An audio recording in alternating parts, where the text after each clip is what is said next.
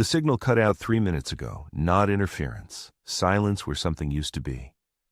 That was the 5th sensor buoy this month. Gone. No wreckage, no distress, just erased. Admiral Kyle Varden had read the report 4 times. He knew what it meant. He had known for 2 years. But nobody in power wanted to hear it. Today was the 17th petition, and he was not giving up.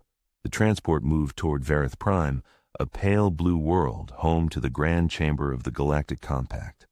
47 species, the most powerful deliberative body in the known galaxy, and not once in 17 attempts had they given humanity what it needed. He looked at his folder, documents, data, charts, recorded testimony.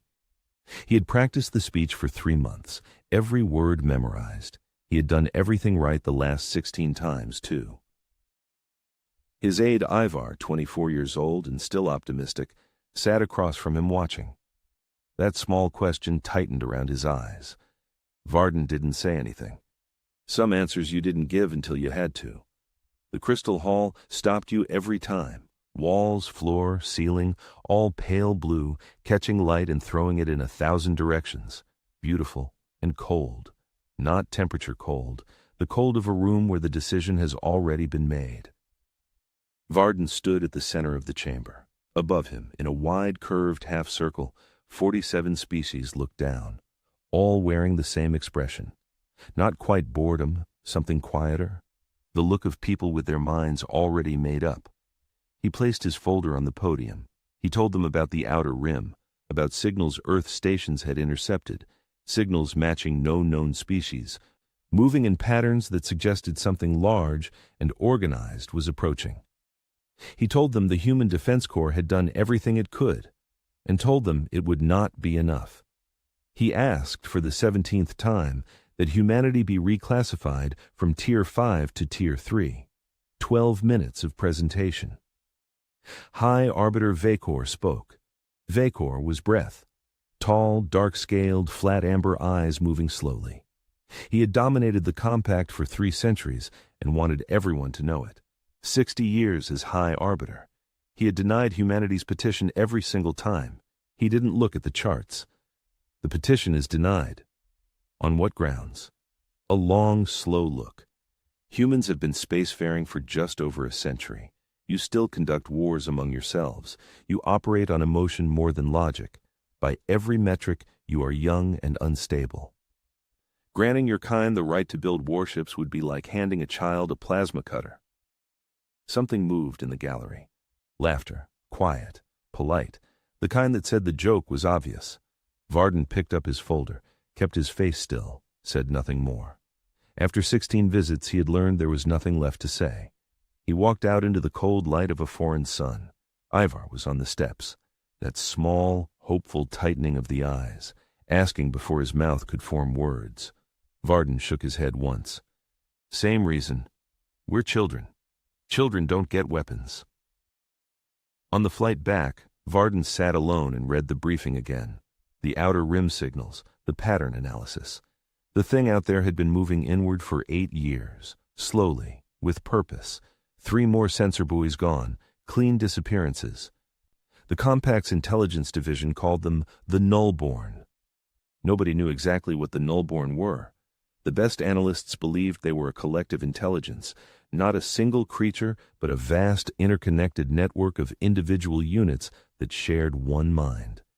They moved together, thought together, and from everything the data showed, they did not negotiate or stop. Varden had included the Nullborn data in every one of his 17 petitions. Each time the Council had acknowledged it, each time they had set it aside.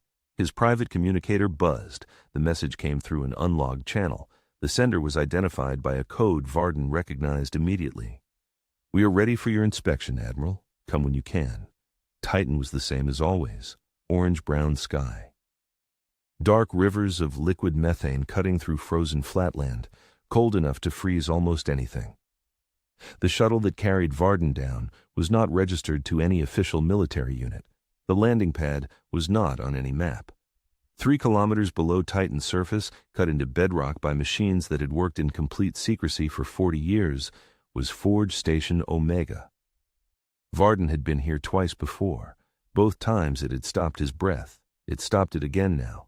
The main bay was enormous, not like an airport, like a canyon, like a natural space that made human beings feel small.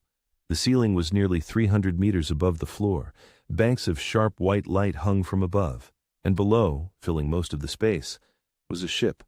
She was not finished. Whole sections of her hull were open, showing internal systems underneath, power conduits, weapon mounts, structural bracing. Teams of engineers in yellow suits moved over her surface. Welding torches threw sparks. The sound was a deep vibration felt in the chest rather than heard. But even unfinished, the ship was something. She was not the biggest Varden had ever seen, but those ships looked like what they were, heavy brute force. This ship looked different. She had a shape that seemed chosen rather than assembled, a form that balanced speed and toughness in a way difficult to explain but easy to feel. There was something about her that made Varden think of a fist. Compact. Ready. The name had not yet been painted on the hull, but Varden already knew it. HSV Harbinger. Director Mira Solano appeared beside him without a sound. Short, 63, silver-haired, with eyes that were always slightly too alert. She had given up a career in public science, 2 serious relationships, and most of her personal freedom to keep this project alive. She had done it because she believed, with a certainty that went straight to the bone, that the day would come when humanity needed this ship. "How much longer?" Varden asked. 4 months, maybe 3 if we push." "Push them," she nodded, not surprised. The council denied it again. 4 minutes, 12 minutes of presentation, 4 minutes of denial. She was quiet for a moment. Then, "They laughed, didn't they?" "Some of them," she nodded slowly. "Let them laugh," she said. "They said we couldn't build one. They said it was impossible for a Tier 5 species to produce a military vessel." She paused. "They never said we couldn't design one." She handed him a data tablet. On it were the full specifications of the Harbinger. 40 years of secret work by thousands of people who would never receive public recognition. Varden scrolled through slowly. "She's not the biggest. No. Not the fastest. No. Then what is she?" Solano smiled. "She's the most stubborn thing we've ever built. Her power system has 9 redundant pathways. You can destroy 3 entire sections and she keeps going. Her weapon mounts can be reconfigured mid-battle. She carries an AI we call Vigil. It doesn't just run calculations. It watches how the enemy fights. It finds the gaps. Every battle she's in, she gets smarter." Varden looked at the ship for a long time. Then, he pulled out his official communicator and sent a short message to the Solar Assembly's chief secretary.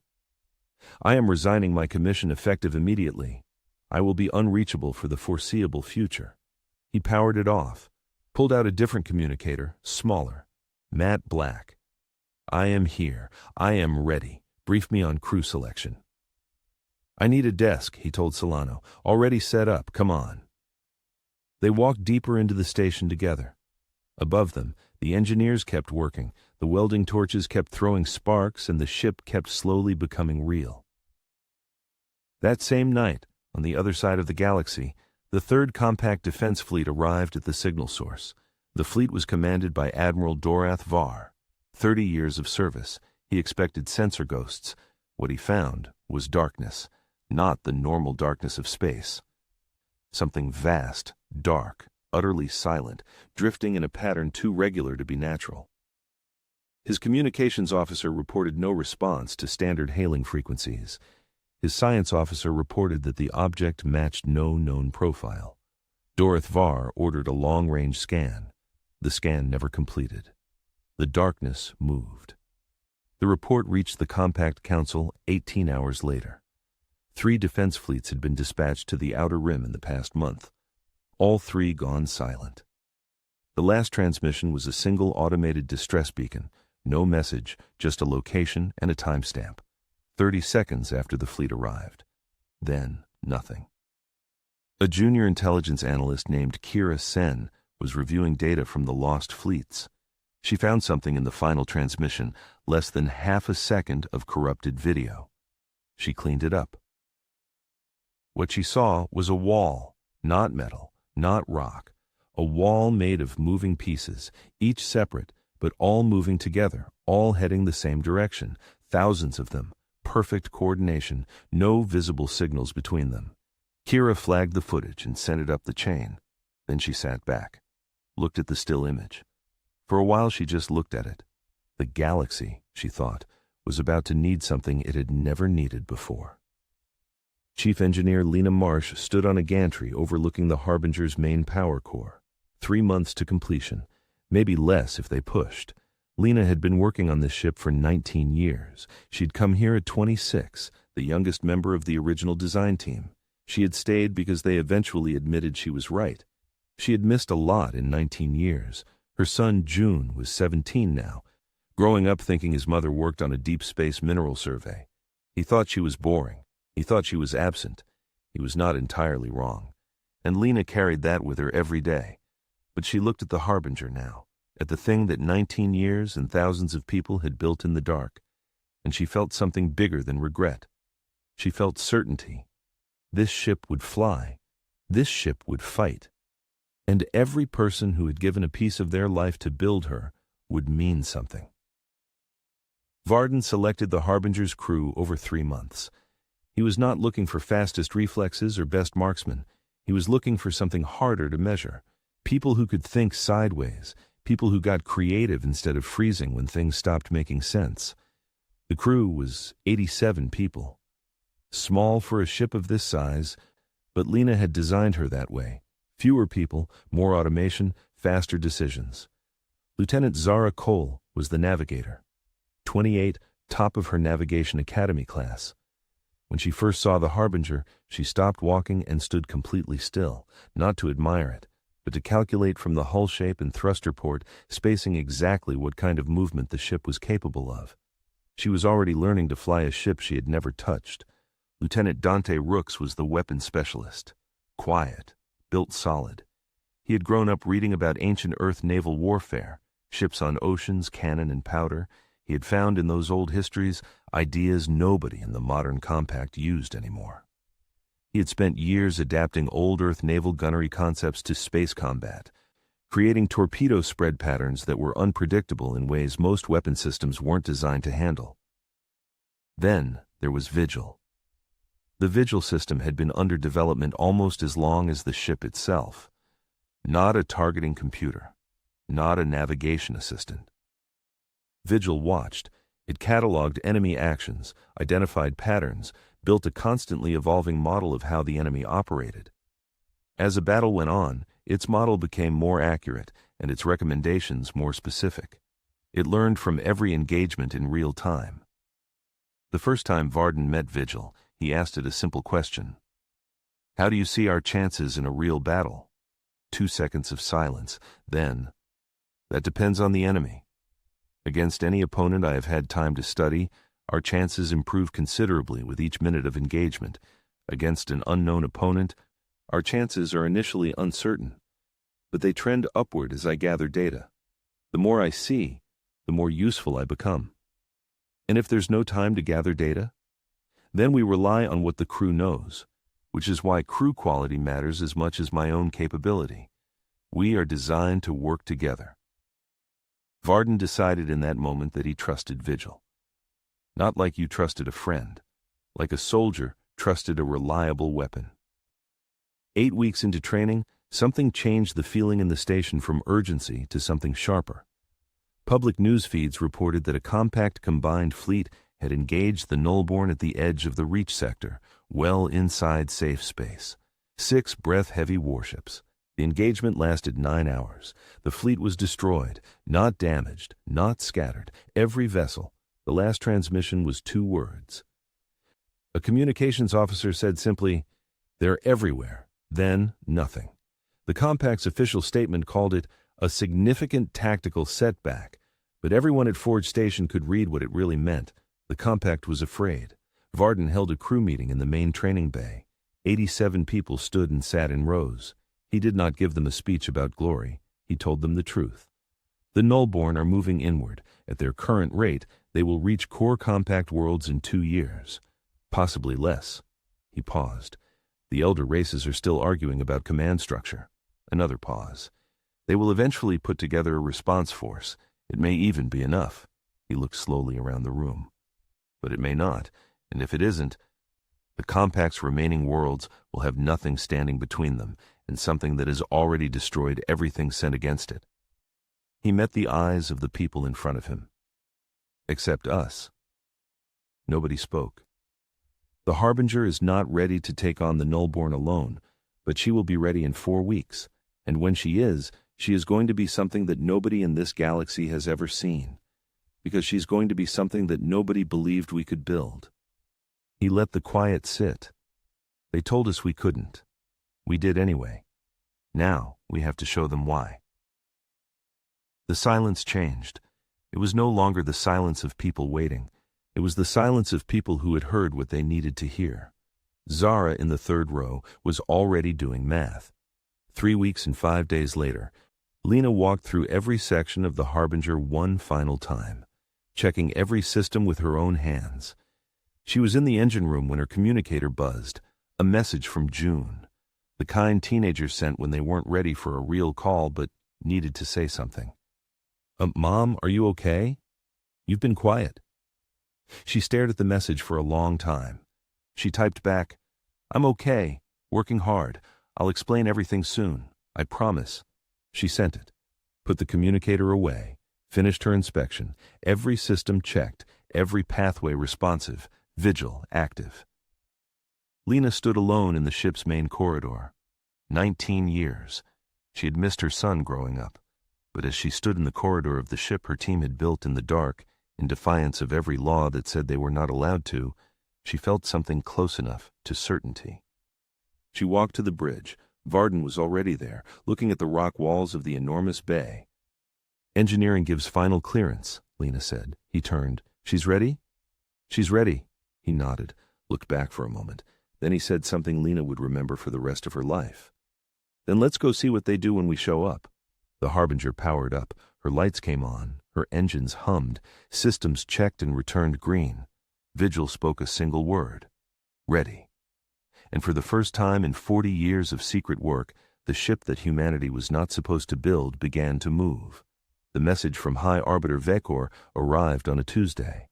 The Harbinger was in transit, running quiet through the outer shipping lanes, fully powered but not broadcasting. To any passive scanner, she looked like a large cargo vessel, one of thousands. Vigil interrupted Varden.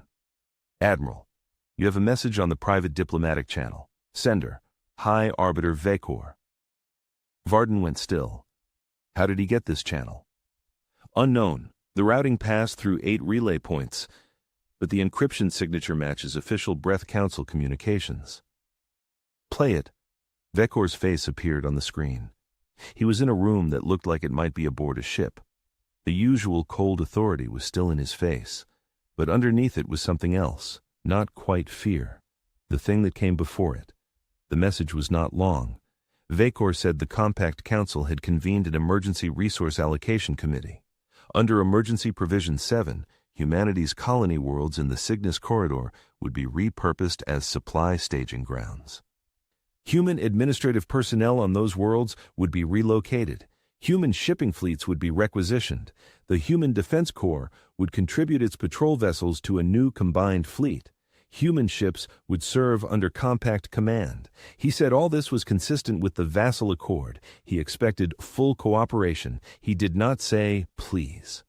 What he was actually saying was this: give us your worlds, your ships, your people. You have no choice because you have no power. Varden called Delegate Emeka Dross immediately. Dross was Earth's official representative to the Compact, 47 years old, steady, precise, 20 years of diplomacy. He had become known as someone who was very polite, very patient, and very difficult to move once he decided on something. Dross listened in silence. They're not asking, he said. No. This is the Accord being used as a weapon. They take our colony worlds, our logistics capacity, our ships. They put us under their command. If the Nullborn break through, we have no independent defense. I know. A pause. What do you need from me? I need you to take the message to the Solar Assembly. I need them to vote on compliance. I need them to understand what they're voting on. They will likely vote to comply, Dross said carefully. I know. I just need them to do it on record, officially, because what comes after is not going to be official. A pause on the channel. Then Dross said, The Harbinger gets her first real assignment. Yes. Another pause. Be careful, Kyle. I'm always careful. No, Dross said. You are always effective. That is not the same thing. The Solar Assembly met 2 days later. The vote to comply passed 41-7. Varden received the notification on the bridge. He formally submitted his final resignation. From this moment, he held no official rank. On paper, he was nobody. The Harbinger, on paper, did not exist. He picked up the shipwide channel. You've all seen the news. The official position is compliance. Our colony worlds will be used as staging grounds. Our ships will join the compact fleet. That is the official position. He paused. We are not the official position. He could feel the shift on the bridge. Zara straightened. Dante turned his chair. Vigil's status went from passive to active. The Nullborn are moving faster than projected.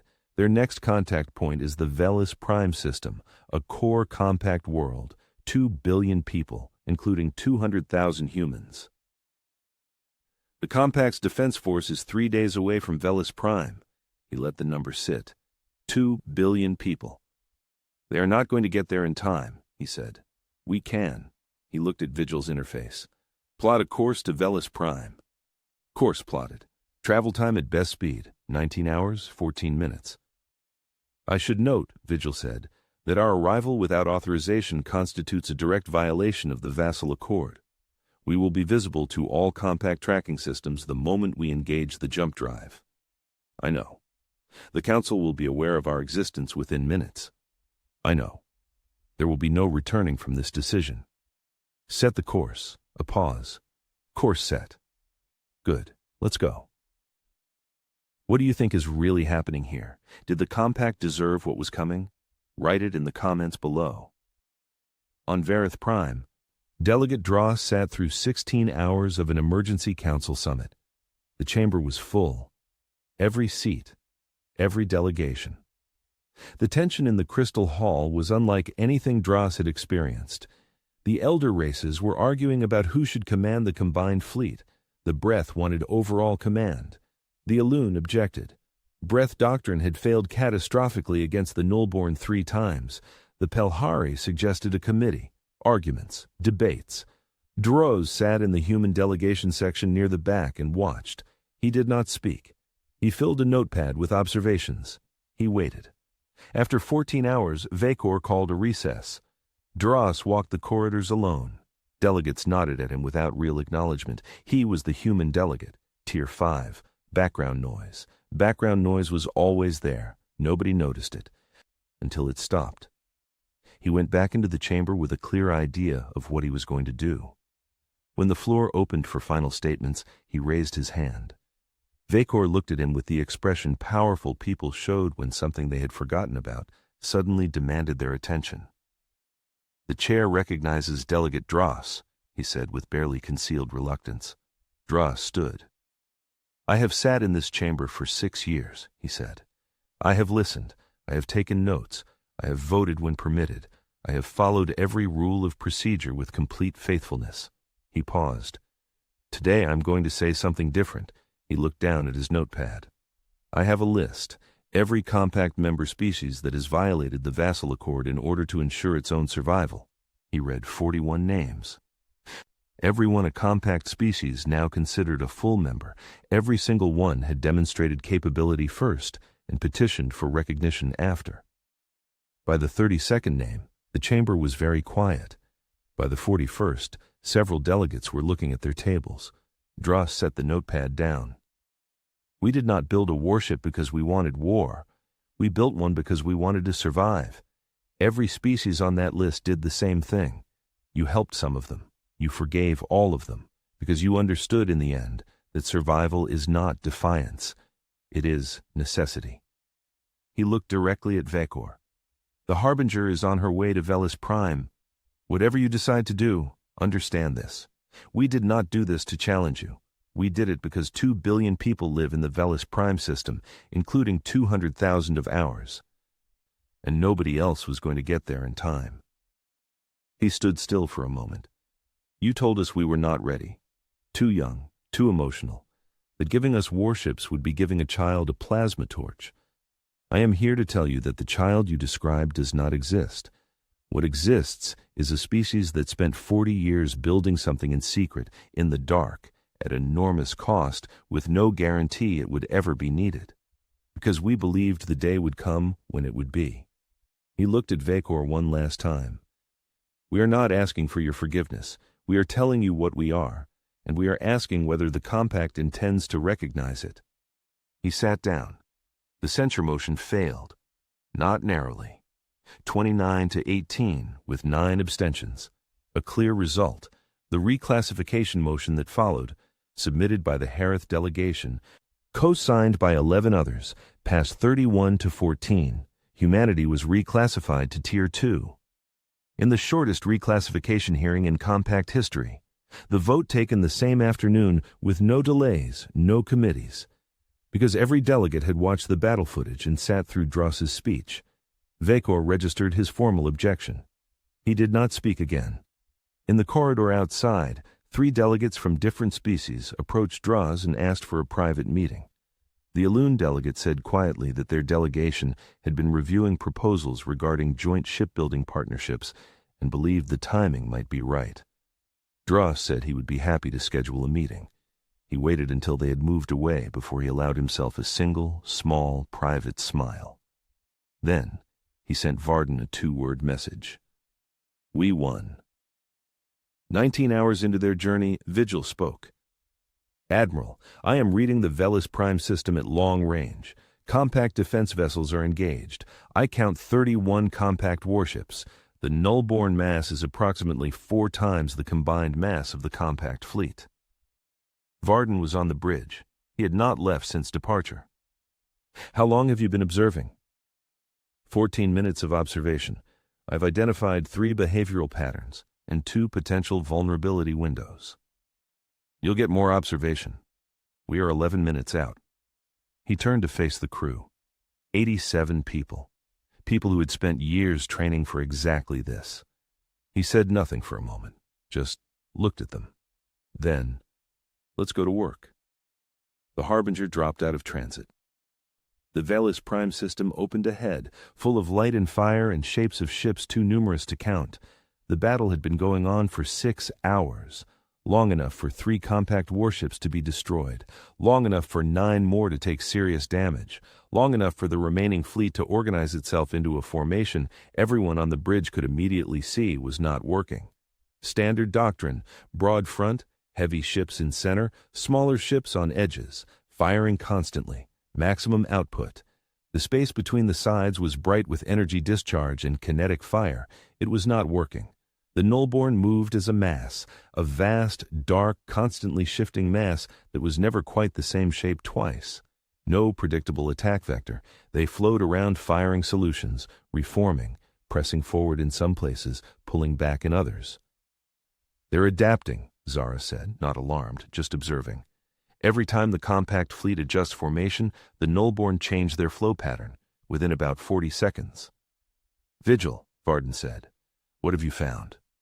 3 points. First, they react slowly to changes that are not immediately threatening. A ship moving laterally will take 90 seconds to be redirected. Second, the coordination pattern requires each unit within 800 meters of at least 2 others. Units isolated beyond that range show reduced coordination. Third, their forward pressure increases when the enemy retreats. When compact ships fall back, the nullborn accelerate. When they hold position, the nullborn slows. They appear optimized to pursue. Varden absorbed that. He turned to Dante. Your torpedo spread configurations. The old Earth naval doctrine. Walk me through the triangle spread. Dante pulled up the configuration. The doctrine he had adapted was from Earth's pre-space era, ocean warships, cannon, and powder. The principle: instead of firing directly at a target, you fired at where the target would be once it moved to avoid where it thought you were aiming. If their units have to stay within 800 meters to maintain coordination, Dante said, voice getting faster and quieter, and they respond to retreat by accelerating, we can bait a section to separate, fast pass across their forward edge, they redirect toward us, we fall back, they accelerate, they stretch. When they stretch past the 800-meter threshold, isolated units lose coordination. Then, we hit the gap. Time window? Varden asked. I estimate 30 to 60 seconds before they restore network integration, Vigil said. 30 seconds, Zara said. I can work with 30 seconds. Good, Varden said, because that's what we're giving you. He looked around the bridge. First pass. We go in fast across their forward edge, not firing, just moving. We want them to notice us. Zara, that pass needs to look like we're scared. Make it look like a retreat already starting. I can do scared, Zara said. Second, once they accelerate, Dante executes the triangle spread into the gap, not maximum damage. We want to break their network contact. A confused section is more useful than a destroyed one. Third, we use the gap to push the compact ships together. Their problem is they're spread out.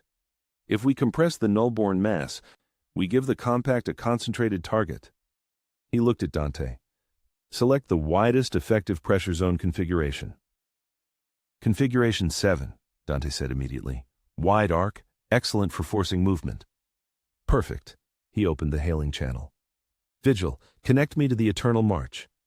Channel open. Breath flagship, this is the HSV Harbinger Solar Assembly.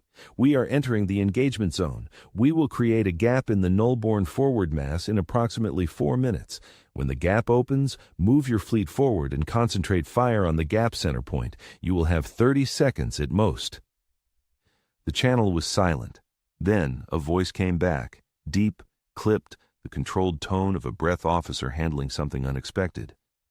Unidentified vessel, identify yourself, and provide authorization codes.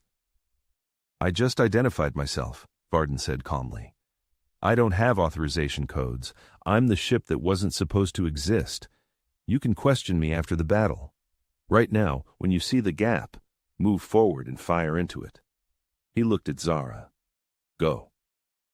The first pass was fast and deliberately panic-looking. Zara took the Harbinger in hard, engines at full, moving in a wide, slightly uneven arc that looked, on any tactical screen, like a ship that had come in too fast and was struggling to correct. Every wobble was calculated. The nullborn saw them. A section of the mass, approximately 400 units, began to shift, redirecting toward the new and apparently vulnerable target. They accelerated. They're coming, Zara said. Let them get close, not too close, Varden said. The nullborn units closed the distance. The Harbinger appeared to flee. On the tactical screen, the gap in the nullborn's main body was becoming visible, a dark space in the bright mass. Gap forming, Vigil said, unit density dropping below optimal network cohesion threshold. Now, Varden said. Dante fired. The triangle spread left in a wide fan, not a focused line. The torpedoes went at the angles, the spaces where the pursuing section was still connected to the main body. When they detonated, they did so at the edges, designed to create confusion rather than destruction. And it worked. The pursuing section lost coherence. The units stopped moving together. They scattered, each following its own local programming, going wide, off course, some turning back. The gap opened fully. Compact fleet, Varden said into the open channel. The center of the gap, 40 degrees north. Fire now. For a moment, nothing happened. Then, the Eternal March moved. 400 meters of breath warship shifted forward with all remaining engines and brought its primary weapons to bear on the gap. The other compact ships, seeing the flagship move, moved with it. The concentrated fire that hit the gap was enormous. 6 heavy ships firing everything. The nullborn units in that gap, already fragmented, had no coordinated response. The damage was catastrophic. Hundreds of units destroyed or disabled in under 30 seconds. The main nullborn mass, for the first time in the entire battle, hesitated. Null forward advance has stopped, Vigil said. I'm reading a recalculation pattern in their movement. The confusion is spreading. I estimate 45 seconds of reduced coordination across the whole mass. Configuration 7, Varden said to Dante. Push them back. The wide-arc weapon's spread came out in overlapping waves, filling the space in front of the null-born mass like a wall moving forward. The units at the leading edge, encountering fire from an unexpected direction, began to pull back. The compact fleet, given breathing room for the first time in 6 hours, kept pressing forward. They had found their rhythm.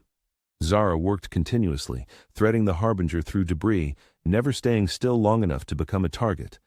The Eternal March hailed them again. The voice was different, still breath, still controlled, but the dismissiveness that breath officers wore had developed a crack. Your weapons configuration is unlike anything in the compact database. Confirm identification. HSV Harbinger, Admiral Cale Varden, Solar Assembly Defense Corps. He paused. Human vessel. The channel was quiet for exactly 4 seconds. Confirm your vessel is human-built. Every bolt, Varden said. Another pause. Your gap maneuver. That was not in any compact tactical doctrine. No, it was not. Where did it come from? Varden looked across the bridge, Dante watching his screens, Zara flying, Vigil's indicator steady green, 87 people doing their jobs. Old books, Varden said. The battle lasted another 4 hours, 4 hours of hard, close-range fighting. 3 more compact vessels were destroyed. The Harbinger took 2 solid hits, the first from a null-born section that had adapted to the bait pattern, requiring Dante to develop a new approach on the spot. He did it in 6 minutes. The second damaged the port thruster array, making Zara's flying more difficult. She handled it without complaint. Vigil processed information continuously, updating its model, finding new patterns. By the end, it could predict individual null-born section movements with roughly 70% accuracy 10 seconds in advance. The null-born did not break. They were not truly defeated. But they stopped advancing, their mass-held position. Then, slowly, began to draw back. Compact sensors tracked them pulling away from Velis Prime, retreating toward the outer zone. Not permanent. Everyone knew that. The null-born were recalculating. They would return. But they were not here now. And Velis Prime was intact. And 2 billion people were still alive. What do you think? Did humanity earn its place? Did the compact have any other choice? Drop your answer in the comments right now. In the silence after, Lena Marsh sat at her monitoring station and looked at the damage report. Port thruster array at 40%. 2 sensor nodes damaged, 1 minor hull breach, sealed, no casualties. Every redundant system had functioned as designed. Every contingency had held. She had given 19 years to make sure of that. She picked up her cold coffee and drank it, let the quiet rest around her, because the Harbinger had done what she was built to do, and that, for now, was enough. On the bridge of the Eternal March, Commander Dorath Var sat reading the preliminary report his first officer had filed. It included detailed accounting of every tactic the human ship had used. The gap maneuver, the bait approach, the pressure spread, the weapon reconfigurations mid-engagement. Dorath Var had been fighting in space for 32 years, 7 significant engagements. He had studied the full history of compact military doctrine. He had never seen a ship fight the way the Harbinger fought today. It was not that she was the most powerful vessel. It was not that she had destroyed the most null-born units.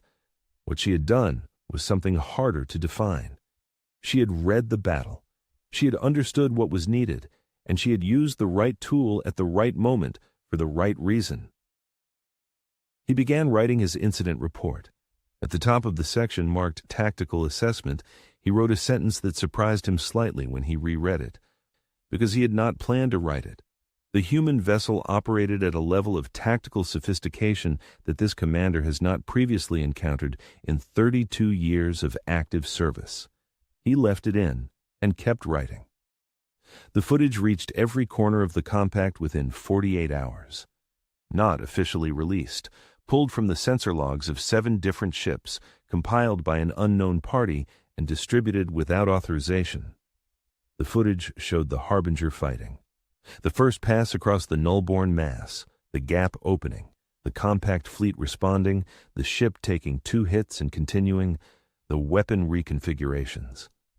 By the end of the first day, the footage had been watched by 3 billion people across 47 species.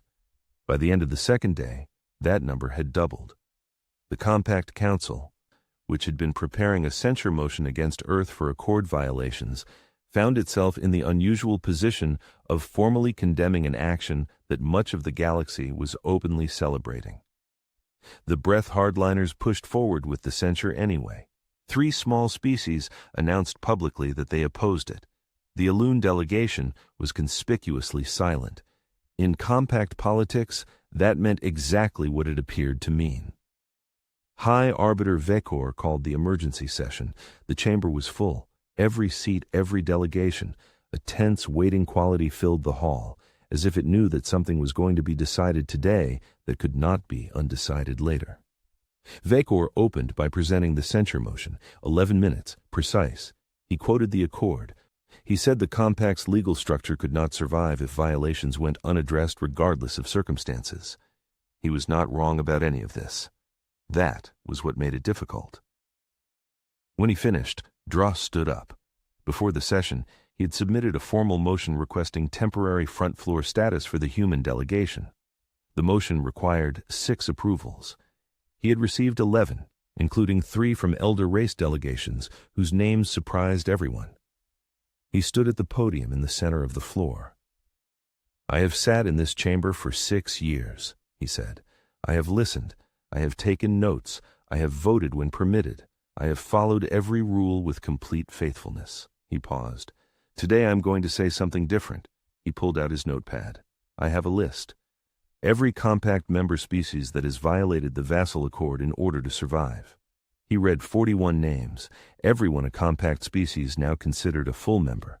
Every single one had demonstrated capability first, petitioned for recognition after.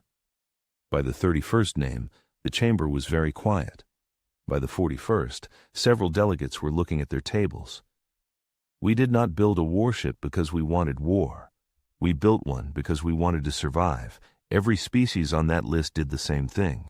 You helped some of them. You forgave all of them, because you understood in the end that survival is not defiance, it is necessity." He looked at Vekor. "The Harbinger is on her way to Velis Prime. Whatever you decide to do, understand this. We did not do this to challenge you. We did it because 2 billion people live in that system, and nobody else was going to get there in time." He stood still for a moment. "You told us we were not ready, that giving us warships would be giving a child a plasma torch. I am here to tell you that the child you described does not exist. What exists is a species that spent 40 years building something in secret, in the dark, at enormous cost, because we believed the day would come when it would be needed. We are not asking for your forgiveness. We are telling you what we are, and we are asking whether the Compact intends to recognize it." He sat down. The censure motion failed. Not narrowly. 29 to 18, with 9 abstentions. The reclassification motion that followed passed 31 to 14. Humanity was reclassified to Tier 2. In the shortest reclassification hearing in compact history, Vekor registered his formal objection. He did not speak again. Forge Station Omega was declassified 10 days later. The Solar Assembly released everything: the full history, the timeline, the costs, the achievements, all of it from the first design meeting 40 years ago to the Battle of Velis Prime. The release included the names of everyone who had ever worked there. Thousands of names: engineers, scientists, pilots, staff, people who had spent years or careers in secret on something they could never talk about. Lena Marsh's name was on the list. So was Solano's. On Earth, people gathered in city squares. The kind of spontaneous gathering that happened when people wanted to be together, when something changed how they understood the world. On Breath Prime, Dorath Var's incident report was reproduced in full in 3 different outlets. The line about tactical sophistication in 32 years of service was the most quoted sentence. Var read the coverage in his quarters and sat with it for a while. He had written what was true. Truth had a way of going where it was not invited. He had also been reading through the Forge Station technical files. He had read about the redundant power systems, the adaptive weapon configurations, Vigil, and the old Earth naval doctrine that Dante Rooks had adapted. He found, to his initial irritation and then genuine interest, that the underlying logic was correct. He had never thought to apply it himself, only because no one in Breath military education had ever pointed to an ocean warship from 1,000 years ago and said, "This is still worth knowing." He was making notes. When the Joint Tactical Review Committee was assembled, he would volunteer for it. There were things that 32 years in the Breath fleet had not taught him. That was not a comfortable thought, but he had spent his career learning to sit with uncomfortable truths when the evidence demanded it. The evidence was demanding it. Varden received a formal commission 3 weeks after the reclassification, not from the Solar Assembly.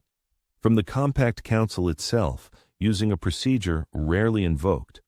The rank designation translated as something close to Fleet Admiral, the first human officer to hold a command rank recognized by the full Compact Council. He accepted it in a quiet ceremony, a handshake, a few formal words. Then it was done. 3 more Harbinger-class vessels were commissioned immediately. The designs had been ready for years. Lena had made sure of that, building the Harbinger as a template rather than a unique prototype. The new ships would be built openly at a Ford Station facility that was no longer secret. 2 of the 3 were built in partnership with other compact species. The Harith contributed their material science expertise, resulting in an improved hull alloy, lighter and stronger than the original. The Tauran contributed a targeting algorithm highly compatible with Vigil's architecture. The Nullborn threat did not end after Vallis Prime. 3 more engagements occurred in the outer sectors. The Harbinger was present at 2. In both cases, the combined force performed better than any previous engagement, not because the Harbinger alone made the difference, because the compact fleet had watched the footage, read Var's report, attended the tactical committees, and started asking different questions about how to fight an enemy that adapted. They had started thinking sideways. On a gray afternoon in Seoul, Lena Marsh sat across a table from her son for the first time in 8 months.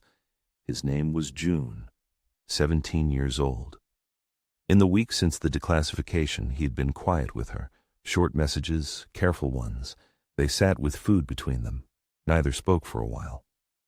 Outside the window, a gray Seoul afternoon. Then June said, "They're showing the footage everywhere."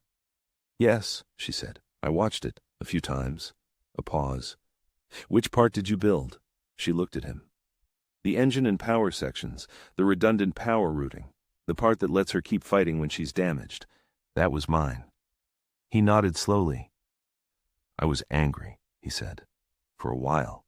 When I found out, I was angry you didn't tell me." "I know. I'm sorry." He was quiet. But I watched the footage again, and I read the articles." He looked up. "About Velis Prime," he said, and he said the name the way people said the names of places where something important had happened, with weight, with a small pause before it. "You couldn't tell me," he said. "No, I couldn't." He looked at her for a long moment. "The part you built," he said quietly. "That's the part that kept the ship alive when she was hit." "Yes. So that's the part that kept Admiral Varden alive. And 86 other people," she said. He sat with that for a moment. Then he nodded. Once, small and definite, and he picked up his food and began to eat. Lena understood that this was not forgiveness, not entirely, not yet. But it was the beginning of understanding, and understanding was the thing forgiveness needed before it could arrive. She picked up her food. They ate together in the gray afternoon, and it was ordinary. And it was enough. The Harbinger was docked at Varith Prime Station when the new ships came through. Varden was on the bridge, standing at the viewport watching the traffic. Compact warships going in and out, supply convoys, diplomatic transports. A view he had imagined for 30 years. Not the specific details. You could never imagine the specifics of things that had not yet happened. But the general shape of it. Being here, openly, under human colors, recognized. Vigil spoke quietly. "Admiral, 3 vessels arriving at the outer jump point." Varden watched. The first ship came through with the particular ripple of light that marked the end of a transit jump, A Harbinger-class vessel. He could see it immediately in the profile, the shape that Lena had spent 19 years perfecting. It bore the name HSV Defiant on its hull. The second came through 30 seconds later, HSV Ironclad. The third, HSV Covenant. That last name had been chosen by the joint human-Harith crew. Varden had been told the name before the ship was finished and had thought it was a good one. Not a warlike name, not a name about strength, a name about the thing that happened when different kinds of people decided to face the same problem together. "The Defiant is hailing," Vigil said. "They are requesting our position and asking if we require escort." Varden looked at the 3 ships forming up around the station. 1 human-built, 2 partnerships, all carrying Vigil systems, redundant power routing, reconfigurable weapon mounts, all the things that 40 years of secret work had produced. He thought about the Crystal Hall. 17 denials. Vacor's face. The quiet laughter from the gallery, Lena in the engine room, Solano smiling in the depths of Titan, Zara flying scared, Dante with his old Earth books, Vigil saying ready in the dark, Dross standing at the podium reading 41 names. He thought about all of it. Then he said, "Vigil, tell the Defiant we appreciate the offer." "Yes, Admiral. And tell them we'll escort them." Vigil transmitted the message. The 3 new ships adjusted their approach to form up alongside the Harbinger, all 4 moving together toward the station, toward Varith Prime. Toward the galaxy that had spent 100 years deciding humanity was too young, too unstable, and too small to matter. The ships moved under human colors, in the full light of a foreign star, openly, officially, with the recognition of the compact behind them. Not because the compact had given them permission to exist, because they had existed anyway, in the dark, for 40 years, until the day came when the galaxy needed them. They had not asked for that day. They had simply been ready for it, and that, in the end, was everything.